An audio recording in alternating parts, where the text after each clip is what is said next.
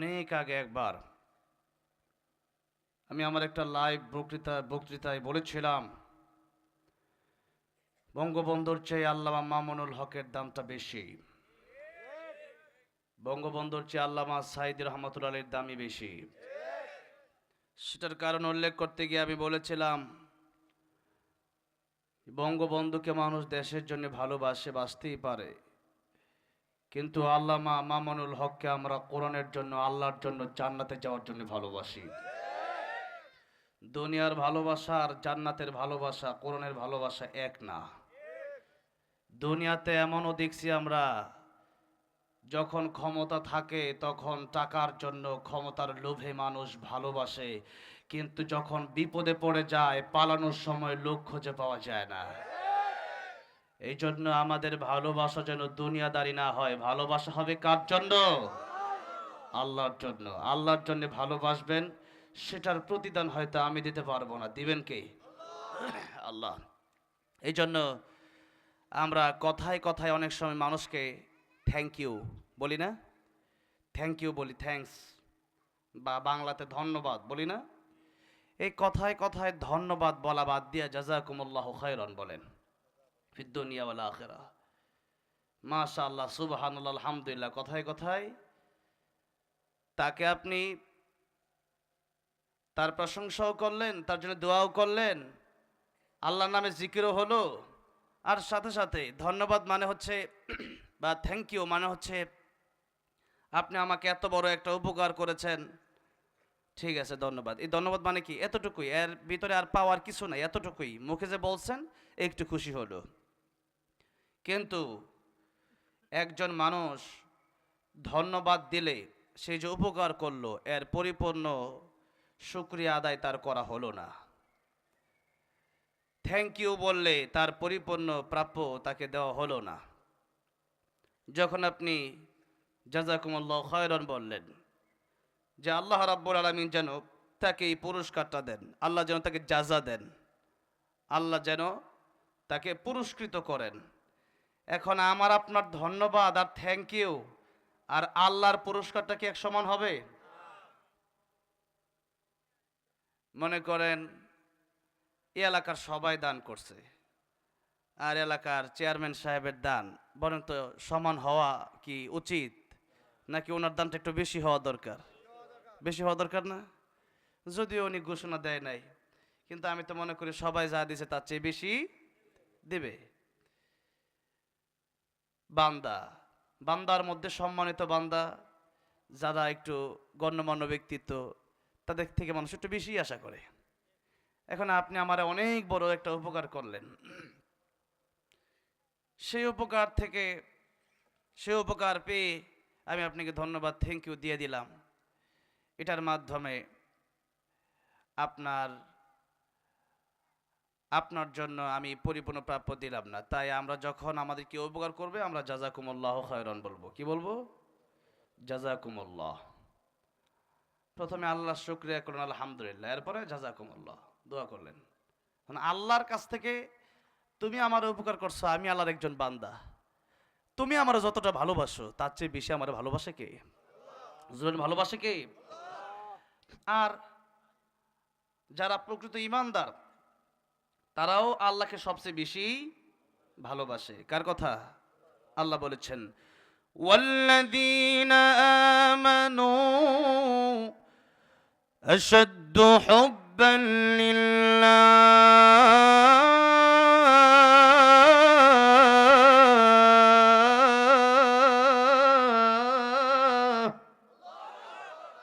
আল্লাহ বলছেন যারা ঈমানদার তারা সবচেয়ে বেশি ভালোবাসে কাকে?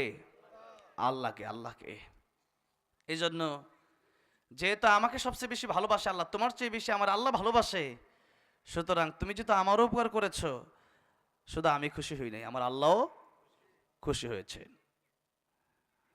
সৃষ্টিকে ভালোবাসা, স্রষ্টাকে ভালোবাসা হয়।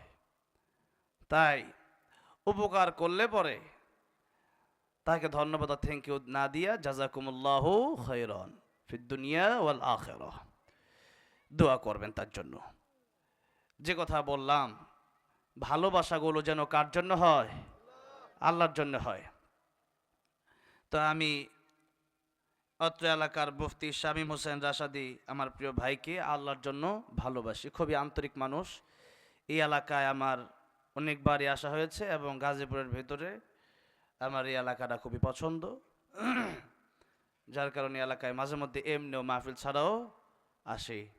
তো অনেকেই দেখেছেন বা এই মসজিদে আগেও আমি জুমা পড়েছি, একবার জুমা পড়াইছিলাম।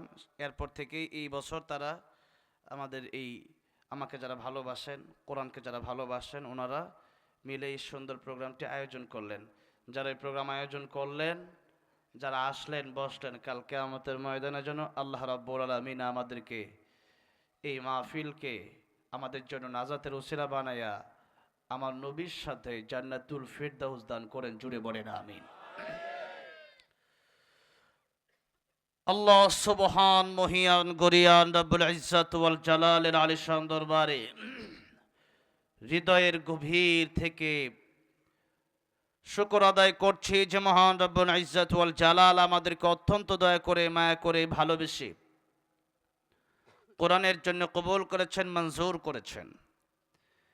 লাইলাতুন নিসফি মিন শাবান আমাদেরকে দান করলেন এবছর, এবং আমরা গুরুত্বপূর্ণ রাতে ইবাদত করে, দিনে অনেকেই রোজা রেখে, অনেকেই গতকাল তাওবা করে নিষ্পাপ হয়ে এই মাহফিলে উপস্থিত হয়েছি।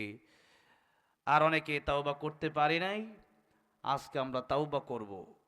আল্লাহ রাব্বুল আমিন যেহেতু আমাদেরকে ভালোবেসেছেন বিদায় আমাদেরকে কোরআনের জন্য কবুল করেছেন, মঞ্জুর করেছেন। খায়রুকুম মান তাআল্লামাল কোরআন ওয়া আল্লামা, যারা কোরআনের সাথে থাকে, কোরআন শিখে আর শিখায়, এরা পৃথিবীর শ্রেষ্ঠ মানুষ, বলেছেন মুহাম্মদ সাল্লাল্লাহু আলাইহি ওয়াসাল্লাম। এই জন্য প্রাণ খুলে আল্লাহর প্রেমে মাতোয়ারা হয়ে, হৃদয়ের আবেগ অনুভূতি উজাড় করে, প্রাণ খুলে বীর পুরুষের আওয়াজে সকলেই পড়ছি আলহামদুলিল্লাহ। যদি আওয়াজ হয়েছে আলহামদুলিল্লাহ, অনেকেই চুপ করে দাঁড়িয়ে আছেন বা বসে আছেন। ইমানদার তারা বিড়ালের মতো বাঁচবে না সিংহের মতো বাঁচবে? ইমানদার কাপুরুষ হয় না, ইমানদার কি হয়? বীর পুরুষ হয়। কি হয়? বীর পুরুষ হয়। কারণ ইমানদার বীর পুরুষ হবে না কেন? ইমানদার জানে, জালেম স্বৈরাচার খনিগুলো জানে যে এই দুনিয়া যত লুটে পটে খাওয়া যায়, এই দুনিয়া লুটে পটে খেতে পারলে আমার জন্য ভালো, কারণ পরকালে আমার জন্য কিচ্ছু নাই জাহান্নাম ছাড়া। তাই জালেমেরা মৃত্যুকে ভয় পায়, স্বৈরাচারগুলো মৃত্যুকে ভয় পায়, কিন্তু ইমানদার মৃত্যুকে ভয় পায় না, কারণ সে জানে আল মাউতু তুহফাতুল মুমিন, আমার মৃত্যু হবে সাথে সাথে আল্লাহর সাথে দেখা হবে। আল্লাহু আকবার। তাই ইমানদার যারা, এদেরকে কেউ রুখে দিতে পারে না। পারে? এরা কোনোদিন পিছু হটে না। কেন? সামনের দিকে যাব, আল্লাহর পথে যাব, এতে করে জীবন গেলে যাক। এই জীবন জীবন নয়, আরো জীবন আছে। এই জীবন নিয়ে যাবে সেই জীবনের কাছে। এই দিন দিন নয়, আরো দিন আছে। এই দিন নিয়ে যাবে সেই দিনের কাছে। ওয়াল ইয়াউমিল আখিরি, কিয়ামতের দিবস, কিয়ামতের ময়দান, মালিক ইয়াউমিদ্দিন। সেই কিয়ামতের ময়দান আমাদের সামনে আছে। আমাদের এই জীবনে কেবলমাত্র ইবাদত করার জন্য এই জীবনটা আল্লাহ রাব্বুল আমিন দিলেন। আর সামনে আরেকটা জীবন আছে, সেই জীবনে অনন্তকালের জন্য কেউ যাবে জান্নাতে আর কেউ যাবে জাহান্নামে। এই দুটি দল কিয়ামতের ময়দানে আল্লাহ পাক কায়েম করবেন। পৃথিবীর সমস্ত মানুষকে আল্লাহ রাব্বুল আমিন দুটি দলে বিভক্ত করবেন, একটা আওয়ামী লীগ আর একটা বিএনপি, নাকি? একটা জান্নাতি আর একটা জাহান্নামী, একটা জান্নাতি আর একটা জাহান্নামী। তা আল্লাহ রাব্বুল আমিন নিজেই বক্তব্য দিচ্ছেন, ফারিকুন ফিল জান্নাতি ওয়া ফারিকুন ফিস السعير কিয়ামতের ময়দানে দুটি দলে আল্লাহ রাব্বুল আমিন মানুষকে বিভক্ত করবেন। একটি দলের নাম জান্নাতি, আর একটা দলের নাম হবে জাহান্নামী।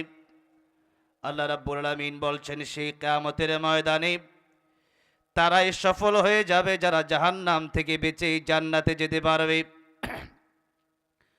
তাই আল্লাহ রাব্বুল আমিন নিজেই ঘোষণা দিচ্ছেন, ফামান যুহজিহা আনিন নারি ওয়া উদখিলাল জান্নাতা ফাকাদ ফাজ ওয়া মাল হায়াতুদ দুনিয়া ইল্লা মাতাউল গুরুর।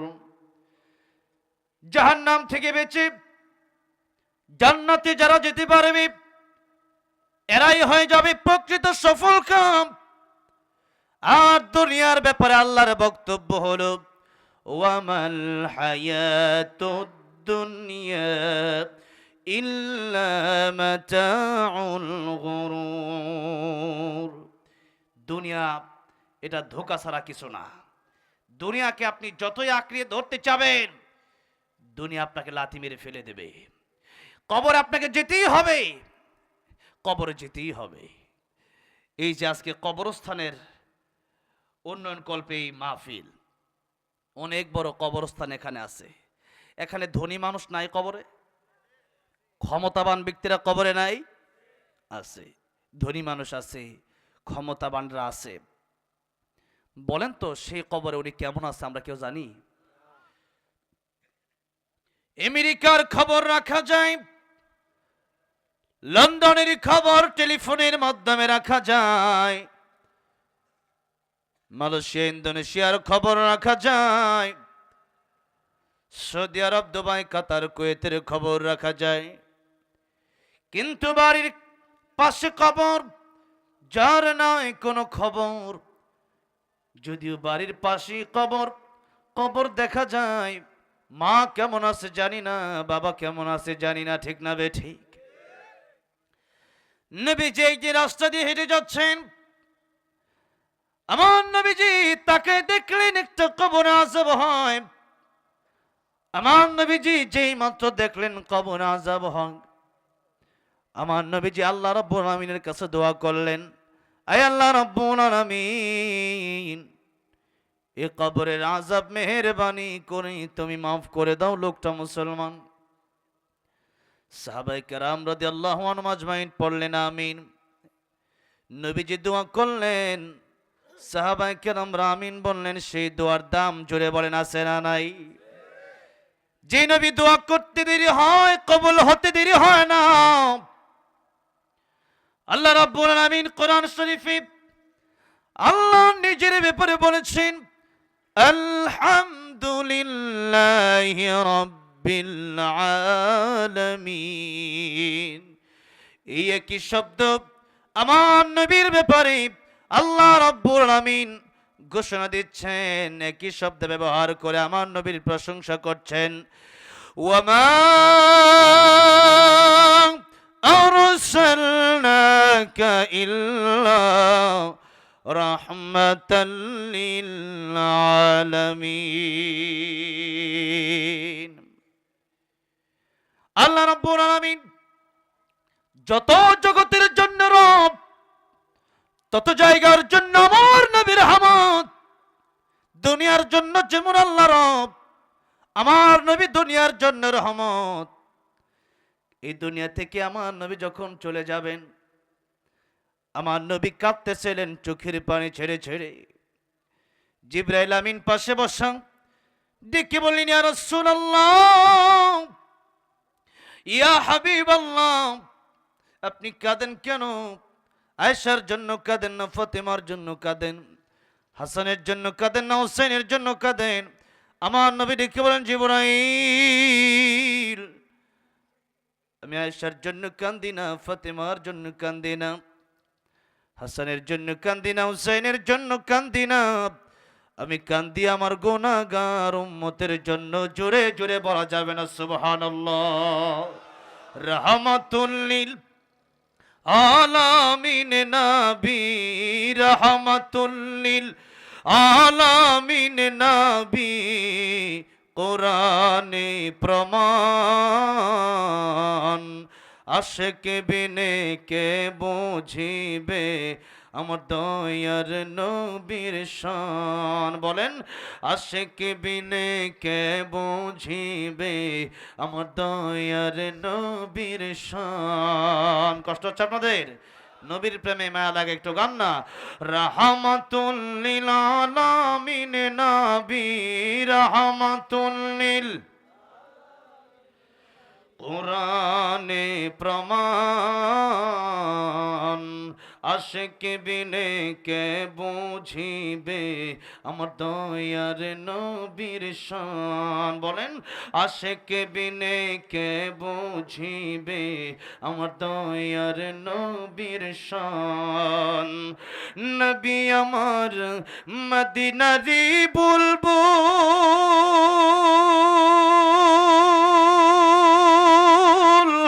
আমার আল্লাহ ভালোবেসে নামটি দিলেন হাবিবে রাসূল আল্লাহু আকবার নবী আমার মদিনারি বুলবুল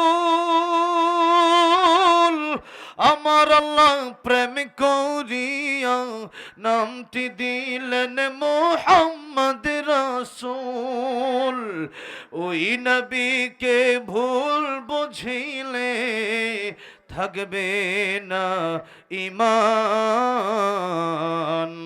আশিক বিনে কে বুঝিবে আমার দয়ার নবীর শান রাহমাতুল লিল আলামিন নবী রাহমাতুল লিল কোরআনে প্রমাণ আশিক বিনে কে বুঝিবে আমার দয়ার নবীর শান বলেন আশিক বিনে কে বুঝিবে আমার দয়ার নবীর শান আমার ভাইরা আমার বাবাজিরা আমার আল্লাহ রাব্বুল আলামিন যেমন দুনিয়ার জন্য রব আমার নবী উম্মতের জন্য শুধু রহমত না আমার নবী तमाम দুনিয়ার সকল মানুষের জন্য রহমত আমার নবী পয়গম্বর রহমাতুল লিল আলামিন মৃত্যুর সময় যখন উম্মতের জন্য কাঁদেন জিবরাইল ডেকে বললেন ইয়া রাসূলুল্লাহ ইয়া হাবিবাল্লাহ আপনার উম্মত যদি আপনাকে ভালোবেসে দুরূদ আর সালাম পড়ে আল্লাহ রাব্বুল আলামিন আপনার কাছে এমন ফেরেশতা রেখে দিয়েছেন আপনার উম্মত যখনই দরুদ পড়বে সালাম পেশ করবে এই দরুদ সালাম নিয়ে আপনার রওজা মুবারকে পৌঁছে দিবে ইয়া রাসূলুল্লাহ ইয়া হাবিবাল্লাহ আপনার রওজা মুবারকে পৌঁছে দিবে তার নাম আপনি ঠিকানা আপনি পেয়ে যাবেন ইয়া রাসূলুল্লাহ তাহলে কেন কাঁদেন আমার নবী ডেকে বলেন ও জিবরাইল আমি কান্দি কেন আমি কান্দি এই জন্য আল্লাহ রাব্বুল আলামিন আগে জানিয়ে দিয়েছেন মা কানাল্লাহু লিয়ুআযিবাহুম ওয়া আনতা ফীহিম ওগো নবীজি আপনি যতক্ষণ পর্যন্ত দুনিয়া আছেন আপনার উম্মতকে আমি আযাব দেব না গজব দিয়ে ধ্বংস করে দেব না আমার নবীজি বললেন জিবরাইল আমি এখন যদি চলে যাই আমার উম্মতের কি উপায় হবে আমার আল্লাহ ডেকে বললেন ও আমার বন্ধু ও আমার হাবিব আপনার উম্মতের জিম্মাদার আমি আল্লাহ রাব্বুল আলামিন নিজে হয়ে গেলাম তাই আপনার উম্মতকে আমি ডাইনি কাযাব দিয়ে গজব দিয়ে ধ্বংস করে দেব না দুনিয়াতে সকাল বিকাল রাতের অন্ধকারে বিভিন্ন জায়গায় কত অপকর্ম কত গুনাহ আমরা করি এরপরে আল্লাহ রাব্বুল আলামিন আমাদেরকে আযাব দেন না গজব দেন না এর কারণ হচ্ছে আমার নবী যে দোয়া করেছেন আল্লাহ রাব্বুল আলামিন রব আমার নবী রহমত আমার নবী যেহেতু রহমত, আমার নবী যেহেতু দোয়া করেছেন, সে কারণে অনেক গুনাহ আমরা করি, জীবনে গুনার পাহাড় বানিয়েছি, এরপরেও আল্লাহ রাব্বুল আলামিন আযাব গজব আমাদেরকে দিয়ে ধ্বংস করেন না। জোরে কোন সুবহানাল্লাহ। আসলে ওয়াজের একটা সিস্টেম আছে, আসলে আজকে মাইকটা আমার খুব প্রবলেম হইতেছে আমার, আর মানে আপনারা ভালো মনে করতে পারেন, কিন্তু প্রতিদিন আমি মাইক দিয়ে কথা বলি তো, প্রতিদিন হচ্ছে আজকে একটু অন্যরকম। আর ওই যে এক সাইড খালি এক সাইড ভরা, কয়েকজন খারণি, দুইজন তিনজন উঠে, তো এখন একটা কষ্ট হচ্ছে। আমিও খুব অল্প সেরে দেবো, আমি সেই বেনাপোল থেকে আসছি, যশোর বেনাপোল, একবারে কলকাতার মানে বর্ডার, একবারে যেখানে এই কি কয়টারে মানুষ ইন্ডিয়া যায়, সেই বেনাপোল একবারে বর্ডারই মাহফিল ছিল, ইন্ডিয়ার মানুষও কালকে ওয়াজ শুনছে, তো সেই জায়গা থেকে আমি আসছি। আমারও বেশি বসার ইচ্ছা নাই, কথাটা বুঝছেন না, আমারও যাওয়ার ইচ্ছা। আপনার অসুবিধা হইতেছে? অসুবিধা হইলে কইবেন, তাহলে আমার সুবিধা আর কি, বুঝছেন না?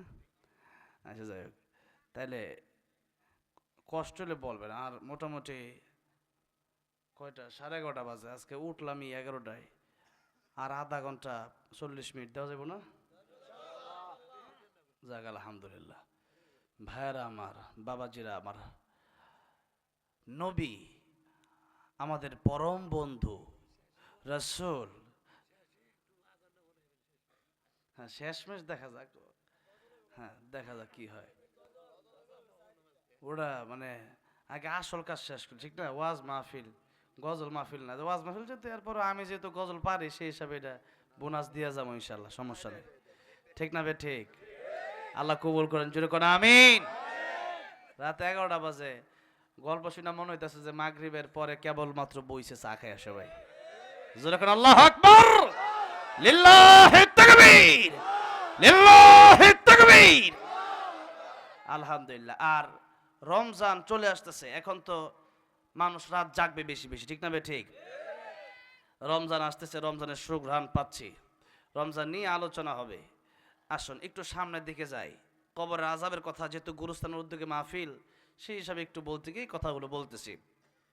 তাহলে আল্লাহ রাব্বুল আমিন দুনিয়ার জন্য রব, পরকালের জন্য রব কে?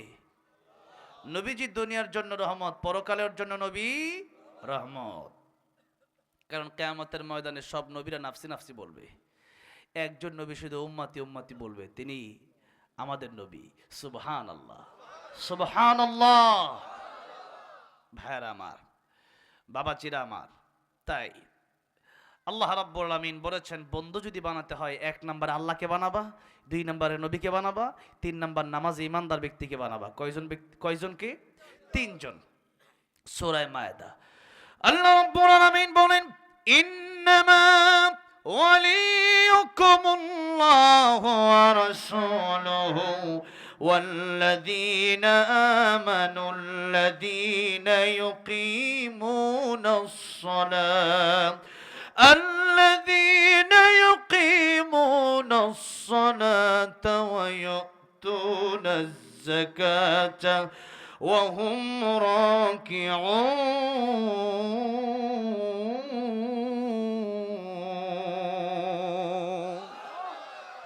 আল্লাহ বলেন, 1 নম্বর বন্ধু তোমার আমি আল্লাহ।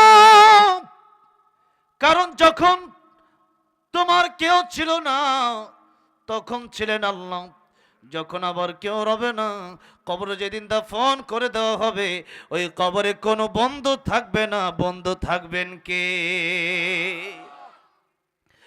2 নম্বর আল্লাহ বলেন, ওয়া রাসূলুহু, 2 নম্বরে বন্ধু হবে আমার রাসূল। কারণ যেই নবী তোমাদের জন্য সারাটা জীবন কাঁদলেন, আবার কিয়ামতের ময়দানে উম্মতের জন্য কাঁদতে কাঁদতে নবী পাগল পারা হয়ে যাবেন। উম্মত জান্নাতে যাওয়া না পর্যন্ত নবীও জান্নাতে যাবেন। আল্লাহু আকবার। সেই নবীজি আমাদের পরম বন্ধু, তাই নবী বলেন, বন্ধু বাড়াবা কেমনে? মান হাব্বা সুন্নতি ফাকাদ হাব্বানি ওয়া মান হাব্বানি কানা মাই ফিল জান্নাহ। আমার সুন্নতকে ভালোবাসো, আমি নবীকে ভালোবাসা হয়ে যাবে। আর আমি নবীকে যারা ভালোবাসবা, আমি নবীর সাথে জান্নাতুল ফেরদাউসে তোমরা থাকবা। জোরে বলেন সুবহানাল্লাহ। তাহলে 1 নম্বর বন্ধু কি? আল্লাহ। 2 নম্বর বন্ধু নবী, রাসূল, আমার রাসূল মুহাম্মদুর রাসূলুল্লাহ সাল্লাল্লাহু আলাইহি সাল্লাম। 3 নম্বর বন্ধু আল্লাহ বলছেন দুনিয়ার মানুষও বন্ধু হবে, কিন্তু দুনিয়ার সব মানুষকে বন্ধু বানানো যাবে না। সৎসঙ্গে স্বর্গবাস, অসৎসঙ্গে সর্বনাশ। সাহাবতে সালেহ তোরা সালেহ কোনা, সাহাবতে তালেহ তোরা তালেহ কোনা। বন্ধু যদি ভালো হয়, ও বন্ধু আপনাকে নামাজের দিকে ডাকবে। বন্ধু যদি ভালো হয়, ও জান্নাতে যাবে, আপনাকেও জান্নাতের পথে নিয়ে যাবে। আর বন্ধু যদি বিড়িখোর হয়, সিগারেট খাইও, আপনারা সিগারেট খাওয়াবে, বিড়ি খাওয়াবে। আমি অর্ধেক খাইছি, তুই অর্ধেক খা। ছোটবেলায় আমার বাড়িতে বেশি দূর না, এই যে শ্রীপুর, আমার একবার এক বিয়েতে কয়েক পোলাপান গেছে, আমারও লয়ে গেছে। প্রায় 2000 আরো 14-15 বছর আগের কথা, 2010 সাল 11 সাল ওই সময় হবে। যখন হিফজ শেষ করলাম তখন বলল যে আমরা সবাই মদ খাবো, চল মদ খাই। আমি বললাম তোরা মদ খাইতে পারোস, আমি খাইতে পারি না, কারণ তোরা মদ খাবি, তোদের হিসাব আল্লাহর কাছে তোরা দিবি, আমি হিসাব দিব কেমনে? আমার কেউ দেখবে না, দেখবে কে? এই হচ্ছে কথা। বন্ধু যদি নষ্ট হয় তাহলে আমিও নষ্ট হয়ে যাব ওই বন্ধুর সাথে চলার কারণে। এই জন্য সন্তান যাদের আছে, এদের এই সন্তানগুলোকে যেথায় সেথায় ছেড়ে দেওয়া যাবে না। সন্তান বলছে আব্বা একটু ঘুরে আসি, ও মা ঘুরতে দিয়ে দিলেন। মেয়ে বলছে একটু ওই যে আমার বান্ধবী আছে, আপনি খোঁজ খবর না দিয়ে দিলেন। কিন্তু পরের বছর দেখেন অবস্থা খারাপ। এই গতকাল 14 ফেব্রুয়ারি গেছে, আগামী নভেম্বর ডিসেম্বরে বোঝা যাবে কি হয়েছে, কি হবে। পরে কে লিগে গেছিলাম, বাপে আফসোস করব। তাই একটা কথা আছে না, ভাবিয়া করিও কাজ, করিয়া ভাবিও না। এখন খুব আবেগে চললেন বা দিয়ে দিলেন, 2 দিন পরে বিপদে পড়বে। বিশেষ করে মেয়েরা পর্দায় না থাকলে সেই মেয়েরা আপনার ঘরে খায় কিভাবে? আপনি খাবার দেন কেন তারে? পর্দায় যে থাকে না, তো আল্লাহরই মানে না, আপনারই মানবে কেমনে? যে আল্লাহর চিনে না সে কিচ্ছু চিনে না। যে আল্লাহর চিনে না সে মা চিনে না, বাপ চিনে না, ভাই চিনে না, বোন চিনে না। যে আল্লাহর চিনে না, জনগণ চিনে না, মানুষ চিনবে কেমনে? যেরকম ঠিক না বেঠে? আল্লাহরই চিনে না, বানাইছে আল্লাহ, আল্লাহরই চিনে না, আপনারা চিনবে কেমনে? এই জন্য আল্লাহর বিধান যা লঙ্ঘন করে তা আল্লাহর চিনে না।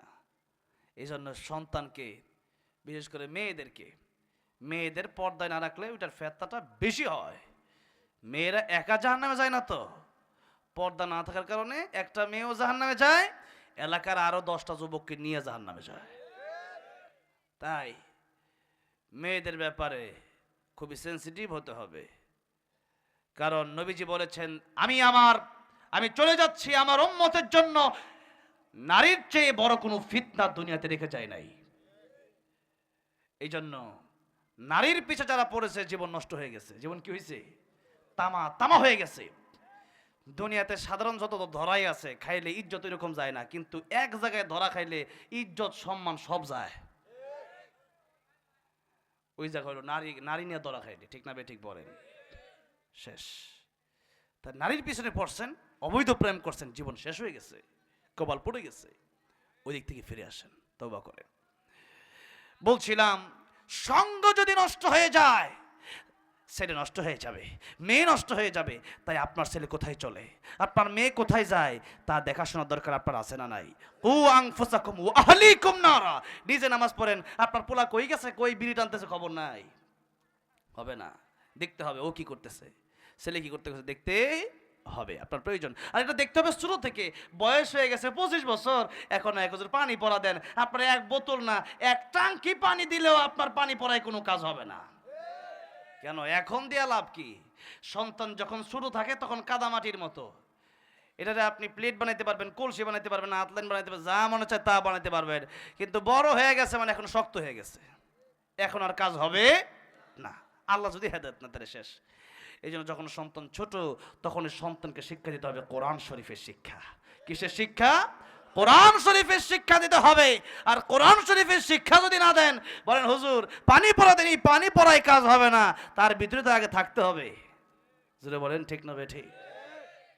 ভাইরা আমার, বাবাজিরা আমার, বিশেষ করে বাবাজিরা, সন্তান ডক্টরি হবে, ইঞ্জিনিয়ার হবে, ব্যারিস্টার হবে, উকিল হবে, জজ হবে, তাতে কোনো সমস্যা নাই। কিন্তু সন্তানকে প্রথমে আল্লাহ চিনান, সন্তানকে প্রথমে মা বাবা চিনান। আপনি যে তার মা বাবা, আপনার কদরটা কতটুকু বেশিটা চিনান। ওরে না চিনালেও তো আপনার খেদমত করবে না, ও আপনার হক আদায় করবে না।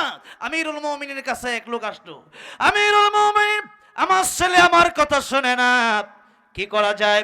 আমিরুল মুমিনিন বলল, ও সন্তান, তুমি কি তোমার বাবার কথা শোনো না?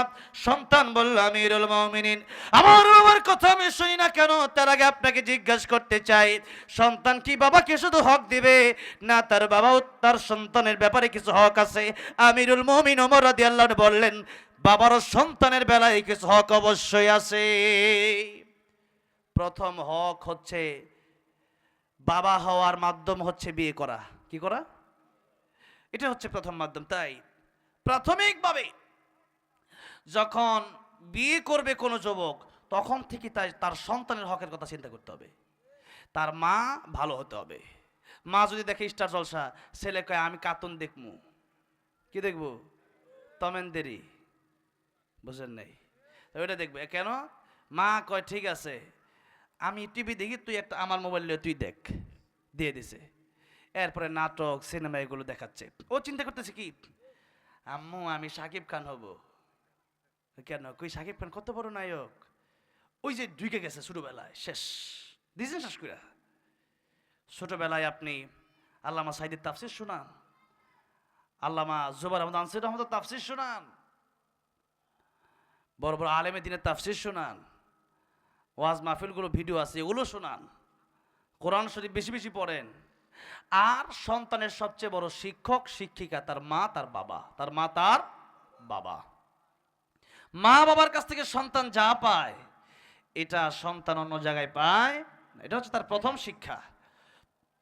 তাই মা ভালো হতে হবে। নবীজি বলেছেন, মানুষ সন্তানের মা অর্থাৎ বিবি স্ত্রী সিলেক্ট করে চারটা জিনিস দেখে, লিমালিহা ওয়ালি জামালিহা ওয়ালি হাসাবিহা ওয়ালি দীনিহা ফাযফার বিযাতিদ্দীন। নবী বললেন, মানুষ তার সম্পদ দেখে, মানুষ তার চেহারা দেখে, মানুষ তার বংশ দেখে, মানুষ দিনদারিতা দেখে। নবীজি বললেন, দিনদার মেয়ে যদি পেয়ে যাও, দিনদার মেয়ে বিয়ে করে তোমরা ধন্য হয়ে যাও। সুবহানাল্লাহ পড়েন। তাই সিলেক্ট করার সময় অনেক অর্থ, অনেক সুন্দরী নাকি দিনদারিতা, কি দেখতে হবে? দিনদারিতা দেখতে হবে। মেয়েটা নামাজ পড়ে কিনা, মেয়েটা কোরআন পারে কিনা, মেয়েটা পর্দাশীল কিনা। আর মেয়ে পর্দা করে না, ও মেয়ের নিজেরই ঠিক নাই, ওর পেটে ভালো জিনিস আসবে না। এই জন্য মা ঠিক করতে হবে আগে, এরপরে সন্তানের নাম রাখতে হবে ভালো, এরপরে সন্তানকে কোরআন শিক্ষা দিতে হবে, তাহলে সন্তান মানুষ হবে। ভাইয়েরা আমার, বাবাজিরা আমার, লম্বা টাইম নিয়ে এই কথাগুলো বলতেছি বন্ধুর ব্যাপারে কথাগুলো বলার জন্য, যে বন্ধু যেন নষ্ট না হয়। বিড়িখোরের সাথে যেন আপনার সন্তান না চলে, গাঁজাখোরের সাথে যেন আপনার সন্তান না চলে।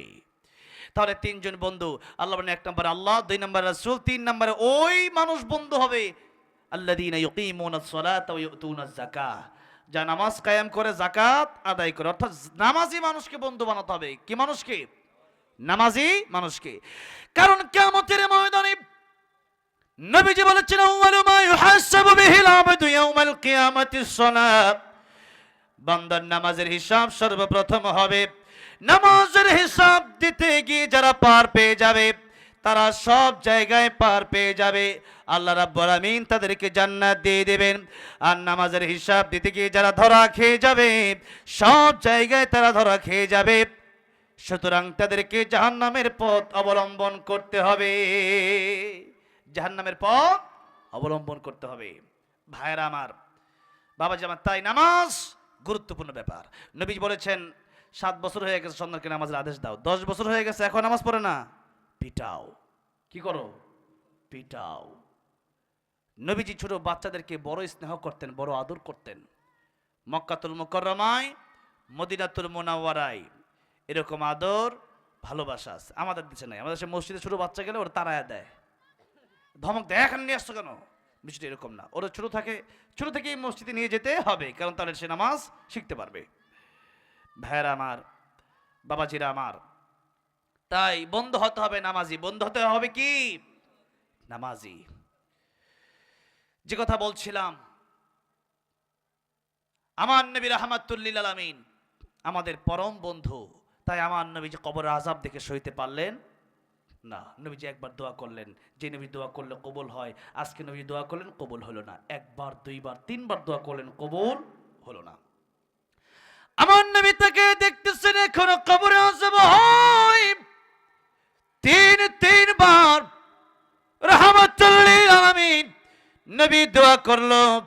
সাহাবায়ে কেরাম রাদিয়াল্লাহু আনহুম আজমাইন আমিন বলল। এখনো লোকটার কবর আযাব হয়। আমার নবীজি আল্লাহর কাছে জিজ্ঞেস করলেন, আল্লাহ রাব্বুল আলামিন, আমি রাহমাতুল লিল আলামিন নবী হই তিনবার দোয়া করলাম, কেন কবুল হয় না? আল্লাহ রাব্বুল আলামিন বললেন, জিবরাইল আমার নবীর কাছে যাও, আমার নবীর কাছে গিয়ে বলো, আমি রব্বুল আলামিন, আমার নবী রাহমাতুল লিল আলামিন, আমার নবীর দোয়া আমি আল্লাহ ফিরে দেই না। কিন্তু এই লোকের ব্যাপারে একবার, দুইবার, তিনবার যতবারই দোয়া করুক না কেন, কিয়ামত পর্যন্ত দোয়া করলেও আমি আল্লাহ রাব্বুল আলামিন আমার নবীর দোয়াখানা কবুল করব না। জিবরাইল তুমি বলে দিবা আমার নবীকে, তার মাকে সে বড় কষ্ট দিয়ে দিয়েছে, মা যতক্ষণ পর্যন্ত ক্ষমা করবে না, আমার আল্লাহ রাব্বুল আলামিন ততক্ষণ পর্যন্ত ক্ষমা করবে না। জোরে জোরে বলেন আল্লাহু আকবার। জিবরাইল এসে রেখে বলে, ইয়া রাসূলুল্লাহ, ইয়া হাবিবাল্লাহ, আমার আল্লাহ বলেছেন আপনি তিনবার দোয়া করেছেন। তিনবার কেন, 3000 বার যদি দোয়া করেন, 3 লক্ষ বার যদি দোয়া করেন, 3 কোটি বার যদি দোয়া করেন, দোয়া কবুল হবে না, মঞ্জুর হবে না, যতক্ষণ পর্যন্ত তার মা তারই মাফ করে দেবে না। ইয়া রাসূলুল্লাহ, ইয়া হাবিবাল্লাহ, মা যদি বেঁচে থাকে, মা মাফ করে দিলেই মাফ হয়ে যাবে। আমার নবী বলেন, সাহাবীরা দেখো তার মা এখনো বেঁচে আছে কিনা। সাহাবায়ে কেরাম রাদিয়াল্লাহু আনহুম আজমাইন খবর নিয়ে দেখলো